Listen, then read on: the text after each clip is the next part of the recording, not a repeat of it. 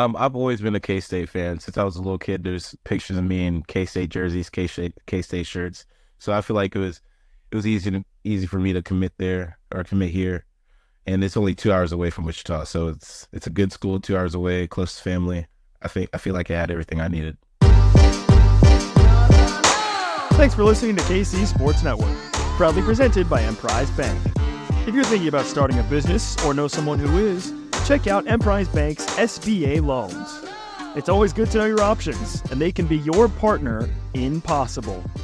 Hello and welcome to week 2 of our 3 Mile Wildcat Weekly Player Spotlight. I'm your host, Cole Manbeck, and I am thrilled to be joined by K-State redshirt sophomore defensive end Tobi Osunsanmi, who starred for the Wildcat defense on Saturday as he was living in the UT Martin backfield. And before we get started with Tobi, I want to tell you guys, as always, about Riverbank Brewing in Council Grove, who has partnered with Wildcat NIL to support K-State athletes and to help us bring a K-State football player on the show each week. Riverbank Brewing is an awesome place located just off Main Street and the Neosho River in historic Council Grove. I speak from firsthand experience, given I spend a lot of time in Council Grove, as my wife's originally from there, and as a result, I spend a lot of time at Riverbank Brewing. Riverbank brews their craft beers in-house, including the Golden Grove, which is currently on tap, a Kansas-grown Pilsner malt with Kansas-grown hops. The American Cream Ale is a light, refreshing beer. One of my personal favorites this time of the year, when it's still a little bit hot out, is the Hoppy Rio Salado, a sea salt and lime Mexican lager. Plus, Riverbank has several cocktails on their menu made with freshly squeezed lemonade they make in-house. Go check out Riverbank Brewing, only around a 35-minute drive from Manhattan. K-State's on the road this weekend. Forecasted high Saturdays in the 70s. It's perfect weather to go sit on Riverbank's huge covered outdoor patio that overlooks the Neosho River and enjoy a drink while watching the Wildcats against Tulane on one of Riverbank's many outdoor TVs, or you can sit inside and watch it as well on one of their many TVs indoors. Riverbank also has beer to go, so you can swing by, pick some up, take to your tailgate at any K-State home game, or have with you when you're at home watching the Cats on TV. Open Wednesday and Thursday from 4 to 10 p.m. and Friday and Saturdays from 11 a.m. to 10 p.m. Go check out riverbankbrewing.com for more info. Go support Riverbank Brewing, a terrific local-owned business by wonderful people who are also supporting K-State and Wildcat NIL, and enjoy some craft beers and freshly made cocktails in the beautiful Flint Hills. Tobi, thanks so much for joining us, man. How you doing? I'm doing good. Thank you for having me. Well, hey, before we dive into your game last Saturday and talk a little bit of football, I like to help our listeners get to know you a little bit better. So you played your high school football at Wichita East High School. You've got 3 siblings as well. What can you tell us about your family and your upbringing? I feel like my family is really close. We've been close since I was little. Going out to little league practices. My mom and dad used to take me everywhere, and I would say my family's not. It's pretty new to football. My family coming from Nigeria, I feel like American football at least wasn't a big thing over there. So me playing football at a young age, kind of like I was like continuing to learn football and like continuing to learn the actual sport and like everything that comes with it. When did your family come over from Nigeria to the U.S.? My mom and dad came. I'm not sure when they came, but they've been in the U.S. for about 20-some years now, and I was born in Wichita, so. Okay. All right. Have you ever been back to Nigeria with them, or have they ever gone back and taken you on a visit? No, I want to, though. I've been waiting for them to take me back, but it hasn't happened yet. Well, I was gonna ask you about that. When you committed to K-State, you thanked your dad. You thanked your whole family, but you thanked your dad for introducing you to football at a young age. When did you get started, and what can you tell me about your father? I was really young. I started at like 6 or 7, and my dad was like really hardworking, I'd say, and he wanted me to be hardworking. And I feel like he'd find that in like anything he could. And I feel like for me, it was football for me to become hardworking at. Now, you're majoring in construction science and management at K-State, Tobi, which sounds like something that's far more difficult than my journalism degree from K-State. And I imagine the NFL is the ultimate dream, but what do you want to do in life when you're done with football? I like construction because it's more hands-on, and like just like football, it's hands-on. So I kind of wanted to get into like the construction field if NFL aspirations doesn't go as planned. Yeah, you want to be, is it an engineer? I think I saw, is that right? Yeah, a construction manager, which could be engineer too. Well, see, that's where I'm showing my journalism degree there, you Toby. I didn't know that, so I was trying to confirm. Well, hey, you committed to K-State, I believe, less than a week after they offered you. What was it that had you sold so quickly on coming here? I've always been a K-State fan since I was a little kid. There's pictures of me in K-State jerseys, K-State shirts. So I feel like it was easy for me to commit there or commit here. And it's only 2 hours away from Wichita, so it's a good school, 2 hours away, close to family. I feel like I had everything I needed. Did you have a favorite player growing up, K-State player? No, I didn't really watch the player. I just watched the team because my sister went here, and my whole family just like wanted to be like K-State fans. So Favorite memory from a game or anything that you maybe went to or watched, any that you recall? I feel like a recent one that I went to was the OU game in, what was it, 2019. might have been 2019, yeah. When When we were, Kleiman's first year. yeah. Yeah. Yeah, that was a really good game, and everyone stormed the field. Yeah, that was a lot of fun. Yeah, Jalen Hurts had transferred in. He was on that OU team. CeeDee Lamb, some NFL star power in K-State pulled off the upset. I was there. That was one fun day. Well, hey, let's transition to football now. So you had 6 quarterback pressures on Saturday against UT Martin, Toby. That was the second most in all of college football. I'm not sure if you knew that. And your pressure rate was the highest in the country when you compare the pressures you had to your total snap counts, according to PFF. So, I mean, just what was that experience like on Saturday? I mean, I feel like what I really took from Saturday was actually playing with my team, was actually like communicating with my team. I feel like last year, even though I played a smaller amount, I feel like I didn't get a chance to actually communicate with my teammates, to actually work the game with my teammates. And I feel like that game really like helped me like get in the flow of things, get in like that game mindset, that season mindset. So I feel like that's what really like helped me like ease up to think that this is just like practice. Like it's not really like a game. It's more like practice, so I can play freely. Did you have a sense early on in the game they weren't going to be able to block you coming off the edge? I feel like, yeah, working the game, you kind of get that idea like what moves work, what moves don't work. And I feel like whenever you can line up against the person and do whatever you're good at, I feel like that's like what really gets you going. I know you answered this several times after the game on Saturday, but for folks who haven't heard your explanation, can you let them know about the sack celebration, where you freeze, and where it came from? Yeah. So the celebration came from 2 years ago when we went to the bowl game, the Sugar Bowl, and there's this guy on Bourbon Street, which is like a really popular street around New Orleans. Then I seen him just standing there in that pose, and I was just like really like just shocked at how still he was at first and just like what he was doing. So I kind of just took that up. Did your teammates have any idea that was like going to be your celebration, or were they giving you a hard time after the game and talking to you about it? They were telling me to do it for the longest time, and I just didn't like really want to commit to it. So I guess this game I felt like I should do it, and then I did it. And I assume you're going to stick with it now, right? Or are you going to give us a surprise? Yeah, put out how everyone's reacting to it. I might as well stick with it. Were you surprised at the reaction that you got? I mean, it felt like everybody was tweeting about it. Social media was laughing about it. The media was, I'm sure, flooding you with questions. I mean, what was the reaction like from friends, family, your teammates?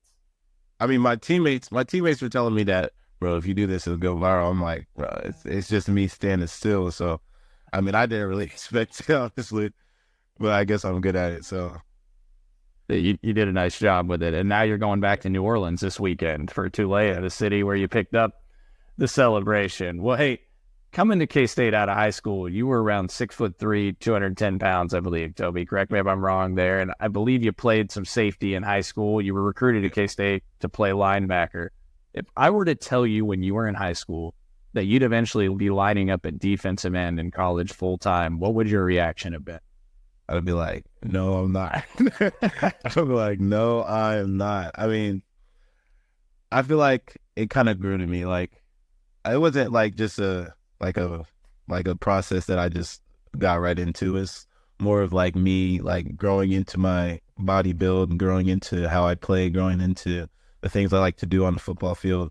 I feel like it was a process for me to like actually like realize that okay, pass rushing is pretty fun. Then to move to DN, which is like I feel like my favorite position right now, just because how fast I can go without having to really think, just going fast and reacting. When Coach Klanderman, Coach Wyatt, and others approached you this offseason about moving full-time to defensive end, what was kind of your response or reaction to that? I honestly was ready because last year, as you know, I was coming in on third downs as a linebacker to pass rush. So, I mean, if I was coming in on third down pass rush, I might as well be at the end and pass rush every time it's a pass. So, well, what was kind of the priority then for you this offseason, Toby, to learn D end and then maybe with your body too? I assumed you put on a little bit more weight. We had Coach Klanderman on the show a couple months ago. He noted how you'd gotten stronger and you had gotten now a full offseason kind of practicing at the position, which I'm sure was super helpful this past year. So what were some of the priorities for you to get better at DN, and what'd you do with your body this offseason? First was, of course, my body, but I feel like me getting weight wasn't like the priority. I feel like the priority was not just being a pass rush DN, but being a run DN. Because if I come out every time it's a run, I mean, that's just like not efficient for the defense. So I feel like my goal was to really work on being better at the run, and my goal was to put on weight so I can actually like stay in there with guys that are 300 pounds. What's been the hardest part about the transition? The hardest part, I mean, I'd say just maintaining the weight, keeping the weight on. This is the heaviest I've been, so I feel like maintaining the weight, putting the weight on, and carrying it well could be a challenge if I don't keep up with my routine. Well, I can tell you, I think we're all still blown away with how well you move, and we'll get into that in a minute, despite putting on some extra weight to play DN. What are some of the differences between responsibility assignments at linebacker versus defensive end? Well, as you know, defensive end is, not a lot of mental. I feel like linebacker was a lot of mental challenges that, could come up like during the game. So I feel like defensive end, there's only a few pictures you can get in certain calls, and I feel like that allows me to just trigger and not think. I feel like at linebacker, the pictures that I would see could change, and it can look different every time. So I feel like that's the biggest difference between defensive end and linebacker. Yeah, so you can play a little bit more free flowing, not have to think maybe quite as much out there, and be yourself. Yeah, okay. What's been a point of emphasis for the defensive line from the coaching staff this year to get better at pass rush, defending the run? Has there been a focal point you would say that Coach Wyatt, Coach Tui have emphasized up front? I feel like the emphasis is like playing as a unit. I feel like if we all try to play separately to make our own separate plays, I feel like we'd just like be just like out there with no chemistry. I feel like the reason why I had a successful game on Saturday was because the other D linemen were actually doing their jobs and allowing me to, in some cases, get free, or allowing me to slip off a tackle that might have thought the D tackle was coming to pass rush on him. So I feel like that's the main priority, is playing as a unit and not playing for ourselves.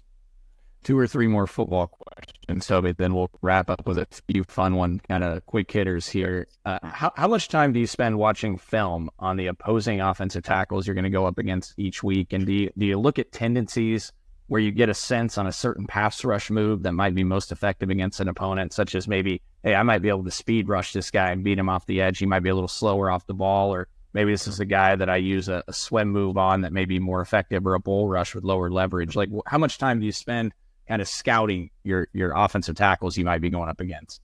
I mean, it's just like watching TV, really. I can't really put a time on it. It's just like me watching TV.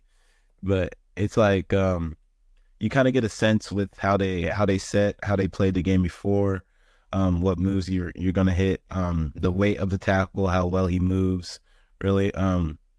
So it all depends on like their size, their capabilities, what they're known for, what they've like done in the past. And I feel like it depends week to week on what moves I hit, but I feel like sticking with the same moves and being a master at that instead of switching up your moves and not really mastering anything can is more beneficial for you. Have you started watching other defensive ends, maybe in the NFL, that you like to emulate their pass rushing moves? And if so, I really like to watch Micah Parsons. I feel like he's just really fast, and coming from Penn State where there's a lot of good pass rushers, I feel like he's fast and does a lot of moves. And I watch Hassan Reddick. I feel like he's really good. He's a smaller size, but he's still passes or rushes the passer. And an older guy that I watched some clips of was Robert Mathis for the Colts. I feel like his size and stature really emulates mine, so I watch him a lot.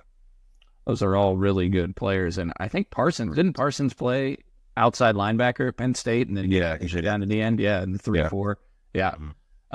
Who are a couple of the guys maybe that have helped mentor you at defensive end or on the team that have helped you with the transition? I feel like Cody Stufflebean, Mott, the two older guys in the room have really helped me out with me coming up to them, asking them any questions I need. And I feel like Chidi Obiezor has been there because, he just helps me out with things like I thought would be a stupid question. I asked him. He still let me know it's stupid, but he still answered the question for me. Toby, there's no such thing as stupid questions. I was told that. So to get it, ask away. Hey, I'm not sure everyone knows this, but you were clocked at 10.85 seconds in the 100-meter dash in high school. You helped lead Wichita State to a 4x100-meter relay Class 6A state championship as well. What's the fastest maybe you've ever been clocked at while at K-State? Do you know? Miles per hour? I only know miles per hour. That works. Recently was like 21.7 miles per hour at the weight I'm at right now. 21.7. What's the weight you're at right now? Like 245. What would you approximately where would that rank on the team? Would you say? You don't have to name names of who you might be along with, but would you say you're top 10 in speed? Yeah, I'd say I'm up there. Who would win a foot race? Between you, Avery Johnson, and Dylan Edwards. I gotta say me. I gotta say me. That's impressive. I'll tell you one thing we've loved watching you, Toby, over the years, even your freshman year when you played all 13 games, just watching you on special teams fly down the field. Even at TCU in 2022 on the road, I think you were in that game playing on some of the special teams. Watching you fly down the field at your size is so incredibly impressive. So you moving that well, that's really incredible. Who's the best trash talker on the defense? Probably VJ Payne. BJ, yeah, he likes to talk a lot.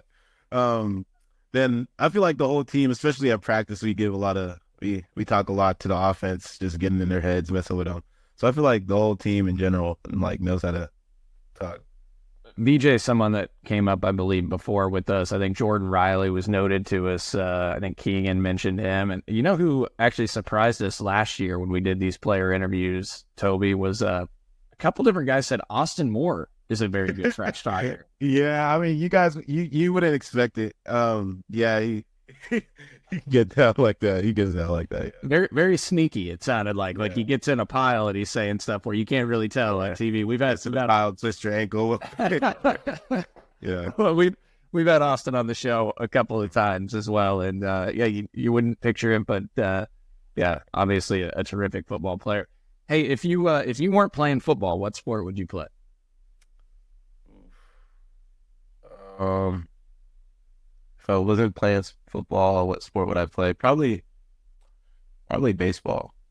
Really? I feel like baseball is a crazy sport just because what you need to do to be one of the greatest. I feel like if you can fail more than you can succeed at baseball, you can still be great. I feel like that's just crazy to me. So I feel like I'd try take a shot at baseball.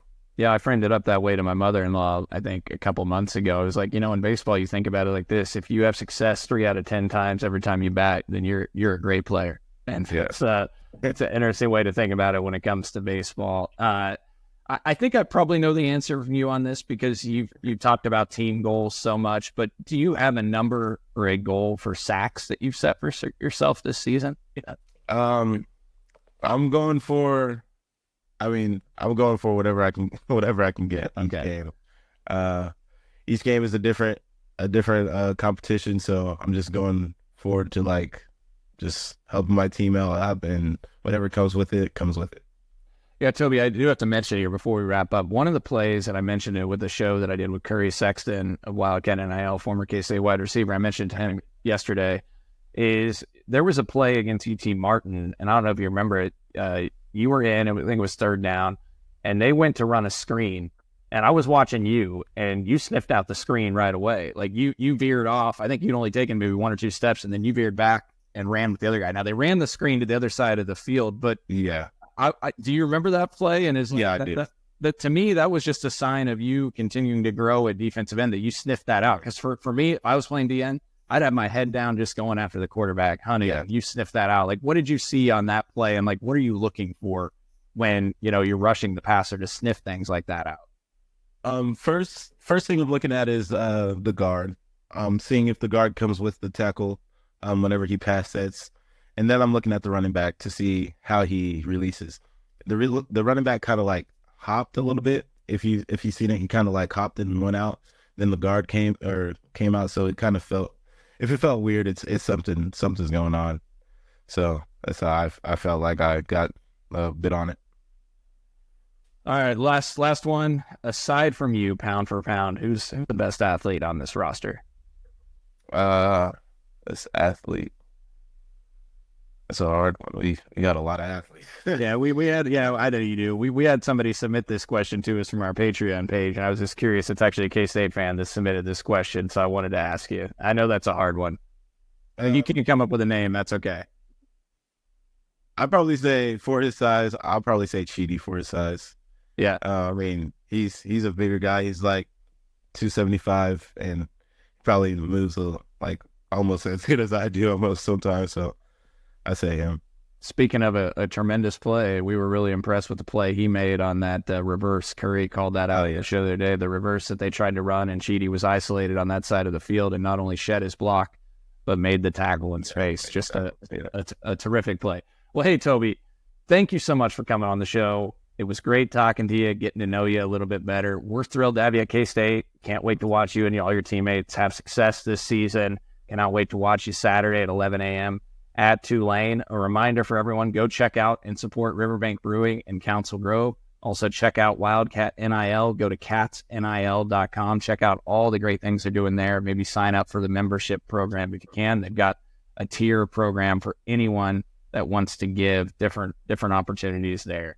For Nick Springer behind the scenes producing the show and Toby for joining us, I'm Cole Manbeck signing off on our 3 Mall Wildcat Weekly Player Spotlight.